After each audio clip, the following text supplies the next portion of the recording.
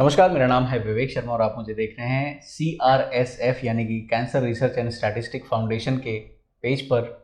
और हम आपके लिए लेकर आ रहे हैं live updates from the conference year in review in lung cancer.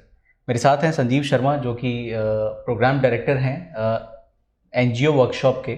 तो संजीव, मैं चाहता हूं कि आप अपना एक ब्रीफ इंट्रोडक्शन दें और बताएं कि ये एनजीओ वर्कशॉप क्या था। नमस्कार विवेक जी।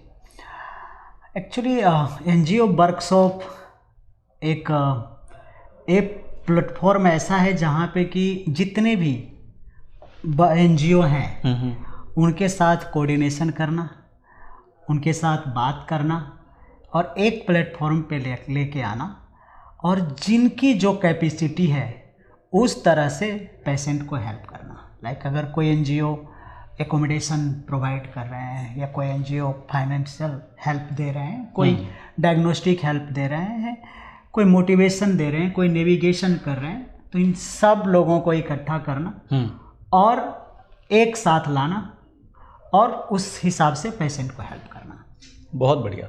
मेरे ख्याल से ये तो इससे अच्छी कोई चीज़ नहीं हो सकती है, क्योंकि हमारे देश में कई बार लोग अपने अपने ईगोज़ लेकर रहते हैं, या ये तो मैं करूँगा या तो मैं किसी के साथ में क्यों कोलैबोरेट करूं। लेकिन अगर ऐसा कोई प्लेटफॉर्म है जहां पे कई सारे लोग, स्पेशली एंटिटीज़ अगर एक साथ आ रहे हैं और एक ही, बिकॉज मेरे ख्याल से सबको जिसकी सेवा करनी है या सबको जिसकी मदद करनी है वो पेशेंट ही है।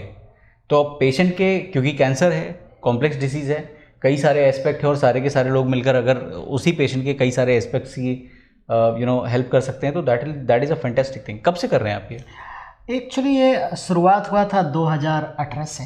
सो आज 7वां एनजीओ वर्कशॉप थे और एक यूनिक है यहाँ पे कि यहाँ पे लोगो और ईगो नहीं है। तो लोग जो जितने भी एनजीओ के रिप्रेजेंटेटिव हैं, एनजीओ हैं, वो लोग अच्छे हैं, इसके वजह से ये चीज़ें चल रही है। That's right. सो इस वर्कशॉप में मतलब क्या करते हैं? मतलब जैसे कुछ आप ट्रेनिंग करते हैं, कुछ कोर्स कराते हैं, क्या करते हैं इसमें? ये वर्कशॉप में ईयर बाय ईयर हम लोग एक थीम रखते हैं। अच्छा। और उस थीम पे वर्कशॉप करते हैं और उससे जो फाइंडिंग आती है, लाइक इस साल का थीम हमारा एडवोकेसी है, लास्ट ईयर का हमारा थीम रिसर्च था। तो उस पे फिर हम लोग कैसे काम करना है, कैसे आगे बढ़ना है और क्या क्या करना है, वो एजेंडा हमारा साल का तय होता है यहाँ पे। सो ये वर्कशॉप होने के बाद ब्रेनस्टॉर्मिंग होती है, उसमें जो रिजल्ट आते हैं या जो भी पॉइंट्स डिस्कस होते हैं ये सारे लोगों को दिया जाता है और उनको बोला जाता है या बताया, क्योंकि सब पार्टी होते हैं उसका, तो सबको पता रहता है कि ये साल जो है एडवोकेसी पे अगर हम काम करेंगे तो ये चीज़ें हैं जो लूप ओपन है, जिस पे हमको काम करना है, ऐसा कुछ? जी बताया जाता है और सब लोग वहाँ देखते भी हैं और ये डिपेंड है। बहुत सारे लोग उस पर करते हैं, बहुत सारे लोग आगे जाके करते हैं, बट ये एक बताया, वर्कशॉप का मतलब ही यही है कि उनको बताया जाए कि ये भी एक एक्सपेक्ट है या ये भी एक वर्क है जिसे कि हम आगे चल के कर सकते हैं।